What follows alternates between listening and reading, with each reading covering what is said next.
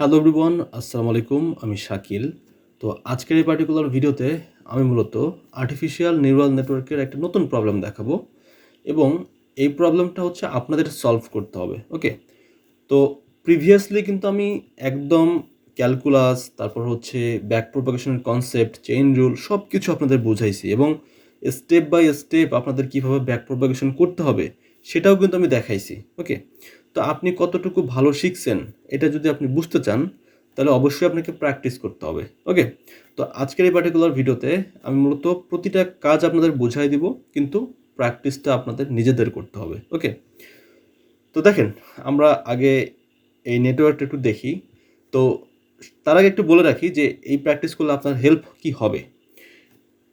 এই প্র্যাকটিসগুলো করলে আপনার যেটা হেল্প হবে যে আমি যেটা দেখাই দিছি সলিউশন সহ, সেটা তো আপনি বুঝবেন, কারণ আমি তো সলিউশন দেখাই দিছি। যখন আপনি নিজে মাথা খাটাবেন তখনই মূলত আপনি বুঝতে পারবেন যে আপনি আসলে কতটুকু বুঝছেন। Okay? This is very important. কারণ হইতেছে আমার টার্গেট, আমি এমন একটা জেনারেশন তৈরি করতে চাই বাংলাদেশে যারা আসলে বুঝে বুঝে আর্টিফিশিয়াল ইন্টেলিজেন্সের ইম্পর্ট্যান্ট টপিক ডিপ লার্নিং এটা নিয়ে কাজ করবে। জাস্ট একটা জেনারেশন যারা অ্যাটলিস্ট 10 বছর আমাকে মনে রাখবে। তো দেখেন, প্রবলেমটা কি? প্রবলেমটা হইতেছে আমাদের এখানে দুইটা ইনপুট আছে, x1 আর x2। তো আমরা যে নেটওয়ার্কটা দেখতেছি সেই নেটওয়ার্কটা আসলে খুবই সিম্পল নেটওয়ার্ক। এখানে 3টা নিউরন আছে। প্রথম নিউরন হচ্ছে P1, তারপর হচ্ছে P2, তারপর হচ্ছে কি P3। জাস্ট 3টা নিউরন আছে। তো P1 যে নিউরনটা, সেই নিউরনটা কি করতেছে, দুইটা ইনপুট রিসিভ করতেছে, x1 এবং x2, এবং ওদের করসপন্ডিং যে ওয়েট, সেই ওয়েটটা হচ্ছে কি 1 এবং 1, মানে দুইটা এসে 1 1। তো এই এই যে ওয়েটটা, এই ওয়েটটা আসলে এইটা W P1 x1, তার মানে এই ওয়েটটা। আর এই যে P1 x2, এটা হচ্ছে এই ওয়েটটা, দুটোই 1। হ্যাঁ, তারপর এই যে এই নিউরন যেটা আছে P1, এর বায়াস হচ্ছে কি BP1 -1। ওকে? আর আপনি যদি যখন এখান থেকে আপনি ক্যালকুলেশন করে আউটপুটটা পাবেন, সেই আউটপুটটা হচ্ছে মূলত যাবে হইতেছে P2-তে, এবং তার সাথে গুণ করতে হবে কি ওয়েট 2। ওকে? ভালো কথা। তো দেখেন এই ওয়েটটা কত, এই যেটা। তারপর এখান থেকে আবার যখন এখানে আসবে এই ওয়েটটা কত, এইটা। একটা জিনিস মনে রাখতে হবে, প্রতিটা স্টেপ শেষে, মানে প্রতিটা নিউরনের ক্যালকুলেশন শেষে কিন্তু আমরা অ্যাক্টিভেশন ফাংশন ইউজ করব। তো এখানে অ্যাক্টিভেশন ফাংশনও কিন্তু দেয়া আছে। অ্যাক্টিভেশন ফাংশনগুলো কি? যখন আপনি P1 ক্যালকুলেশন করবেন, মানে x1 W1 plus x2 W2 plus bias. ওকে? তো দেখেন, এটা করার পরে আপনি যখন অ্যাক্টিভেশন ফাংশন ইউজ করবেন, সেটা হচ্ছে কি এটা P1 এর ক্ষেত্রে হচ্ছে এটা 1/1 প্লাস 3 মাইনাস টি। হ্যাঁ, তো পাওয়ার মাইনাস টি, এটা হচ্ছে এখানকার অ্যাক্টিভেশন ফাংশন, মানে এই স্টেপের অ্যাক্টিভেশন ফাংশন। তারপর আপনি যখন এই স্টেপে আসবেন P2, এর অ্যাক্টিভেশন ফাংশন হচ্ছে কি টি স্কোয়ার। তারপর P3, এর ক্ষেত্রেও কিন্তু হচ্ছে টি স্কোয়ার। ওকে? তো আপনাকে কিন্তু এই জিনিসগুলো মাথায় রাখতে হবে। ঠিক আছে? প্রতিটা স্টেপ শেষে আসলে কি আসতেছে রেজাল্ট, এটাকে মাথায় রাখতে হবে। এখন মনে হয়, আপনার যদি মনে হয় যে তাহলে এই যে মাইনাস টি, এটা কি, এই মাইনাস টি হচ্ছে কি এইখান থেকে ক্যালকুলেশন করে যে রেজাল্টটা পাবেন, সেই রেজাল্টটা আপনি এর মধ্যে বসাই দেবেন। ঠিক আছে? এই মাইনাস টি এর জায়গায় বসাই দিবেন। ওকে, ফাইন। তো তো আমরা আমার মনে হয় ফরওয়ার্ড পাসটা আমরা দেখে ফেলছি। হ্যাঁ, আপনারা যদি প্রিভিয়াস আমার ভিডিওটা দেখে থাকেন তাহলে আমার মনে হয় আপনার ফরওয়ার্ড পাসটা দেখে ফেলছি। তো ফরওয়ার্ড পাসটা যেহেতু দেখে ফেলছি, এখন আমাদের নেক্সট কাজ কি? নেক্সট কাজ হইতেছে মূলত আমাদের ডেরিভেটিভ করে মানে ব্যাকওয়ার্ড পাস করা। ওকে?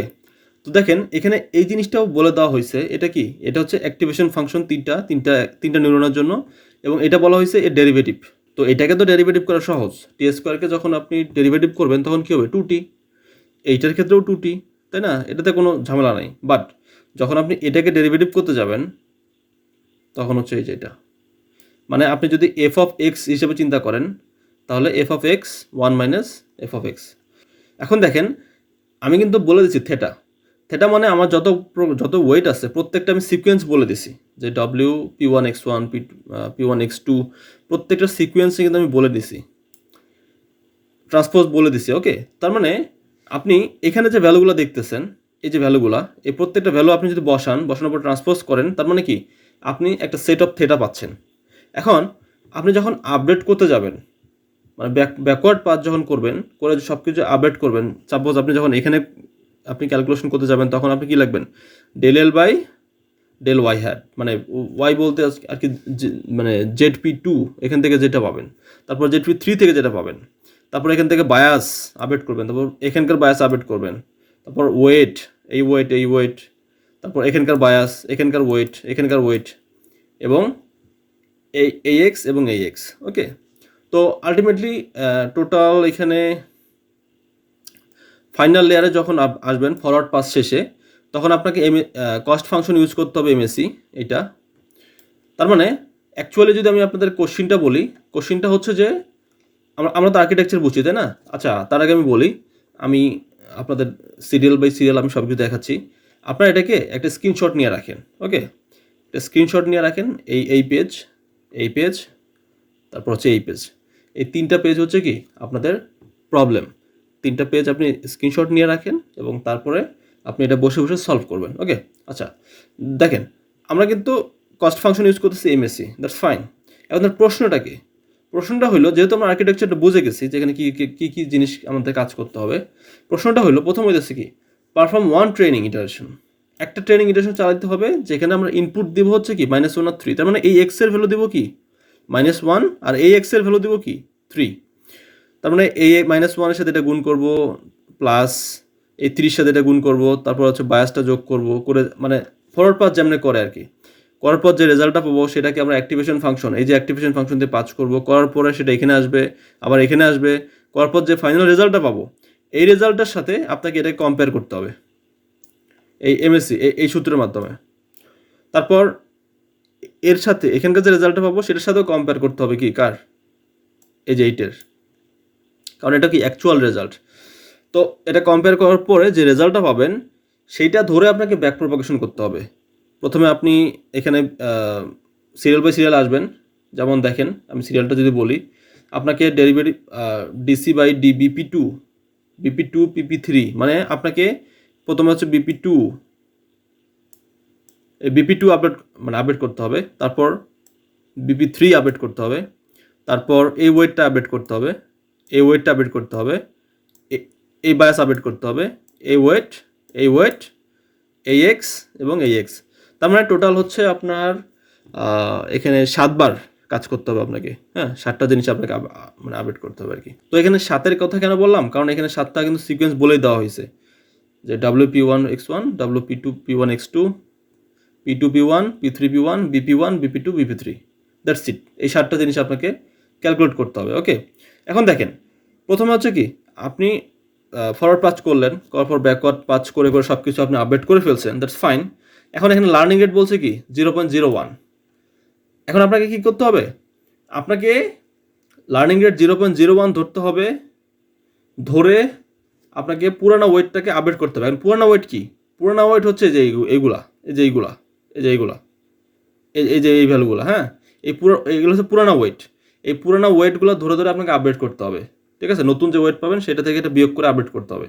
ওকে, যখন এই কাজটা শেষ হয়ে গেল, তারপর বলতেছে কি assume that you are given a second point. এখন সেকেন্ড ইটারেশনটা মানে করার পরে যে রেজাল্টটা আসবে, সেকেন্ড স্টেপ করার পরে আবার ব্যাক প্রপাগেশন করার পর যে রেজাল্টটা আসবে, সেই রেজাল্টটা হচ্ছে এইটা।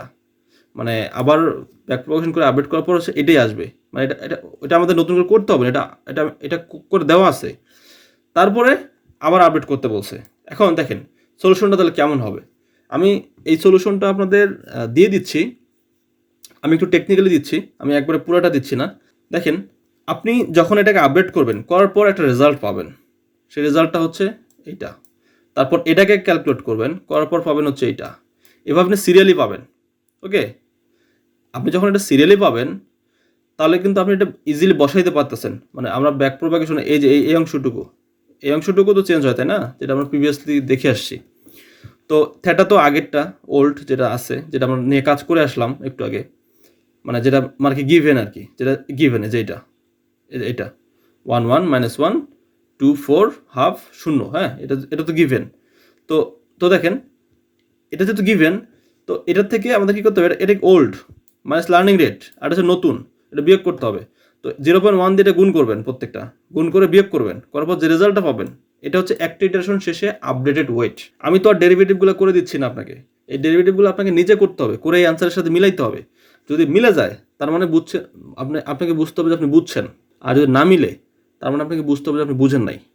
তাহলে আপনাকে প্রিভিয়াস ভিডিওটা আবার দেখতে হবে। প্রিভিয়াস ভিডিওর লিঙ্কটা আমি কমেন্ট সেকশনে দিয়ে দেবো। ওকে, দেখেন এখন যখন আপনি একবার করে, আমি ধরে নিচ্ছি আপনি এটা করে ফেলছেন, ফাইন। এখন দ্বিতীয় কাজ কি? দ্বিতীয় কাজ হইতেছে আপনি দ্বিতীয় ইটারেশনের এই ভ্যালুটা ধরে আপনাকে আবার আপডেট করতে হবে। ওকে, ধরেন দ্বিতীয় ইটারেশনে কি হয়েছে? দ্বিতীয় ইটারেশনের ক্ষেত্রে দেখেন এটা তো আমাদের পুরানো ওয়েট, আমাদের ফার্স্ট ইটারেশন আমরা পাইছি। তারপরে দ্বিতীয় ইটারেশন এই যে এইখানে, হ্যাঁ এই যেটা। ওকে, তো দুইটা আমাদের যোগ করে মানে অ্যাভারেজ করে যে ভ্যালুটা পাবো সেটা হচ্ছে এটা। এখন এটাকে আপনি আপডেট করেন, পুরোনো যে ভ্যালুটা ছিল এটাকে এই ভ্যালুটা দিয়ে আপনি আপডেট করেন, লার্নিং রেট 0.1 ধরে যে রেজাল্টটা পাবেন এটা হচ্ছে কি দ্বিতীয় ইটারেশন শেষ করার পরে যে রেজাল্টটা, সেইটার সাথে কম্পারেটিভলি ফাইনাল যে আপডেটেড ওয়েট সেটা।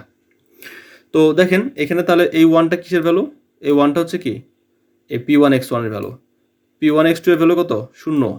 তারপর এই P2P1 এর ভ্যালু কত? ওয়েট 0.8, 1.8। তারপর আচ্ছা এটা কিন্তু কমা না, এটা কিন্তু পয়েন্ট, হ্যাঁ এটা পয়েন্ট। তারপর হচ্ছে P3P1, এটা কি 3.5। তারপর হচ্ছে এই যে বায়াস 1, বায়াস 2, বায়াস 3, তিনটা ভ্যালু জাস্ট আপডেট করা হয়েছে। ওকে, তো এই হলো আপনার কাজ।